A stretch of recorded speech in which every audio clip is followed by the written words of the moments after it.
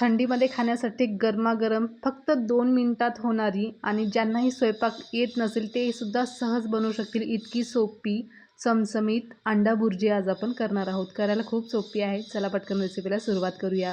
Sorry हां, व्हिडिओमध्ये आजूबाजूचा बाहेरचा आवाज खूप येत आहे। जर काही समजलं नसेल तर कमेंट करून तुम्ही मला विचारू शकता। तर पहिल्यांदा काय करायचं आहे, 5 कांदे घेतले आहेत। कांदे एकदम बारीक कापून घेतले आहेत आणि कांदे आपल्याला तेल न टाकता ताव्यावर भाजून घ्यायचे आहेत। हलकेसे कांदे भाजून झाल्यावर त्याच्यामध्ये 3 चमचे तेल टाकायचं आहे आणि पुन्हा तेल टाकून 1 मिनिट आपल्याला कांदा छान तेलामध्ये परतून घ्यायचा आहे। आता कांदा परतल्यावर त्याच्यामध्येच 1 चमचा लाल तिखट, चवीप्रमाणे मीठ आणि पाव चमचा हळद टाकायचं आहे। पुन्हा 1 मिनिट आपल्याला हे सगळं व्यवस्थित परतून घ्यायचं आहे। परतल्यावर आता ही चटणी तुम्ही अशी सुद्धा खाऊ शकता। जे अंडी खात नसतील ना तर ही चटणी कांद्याची अशी सुद्धा खूप छान लागते। चपातीसोबत किंवा भाकरीसोबत, भातासोबत खाऊ शकता। खूप मस्त लागते। आता कांदा छान परतून झाल्यावर त्याच्यामध्येच 5 अंडी आपल्याला टाकायची आहेत आणि थोडीशी कोथिंबीर टाकायची आहे। आता गॅस फुल ठेवायचा आणि सगळं हे मिक्स करून घ्यायचं आहे। 1 मिनिट अंडी छान शिजू द्यायची आहेत आणि चपातीसोबत तुम्ही हे खाऊ शकता।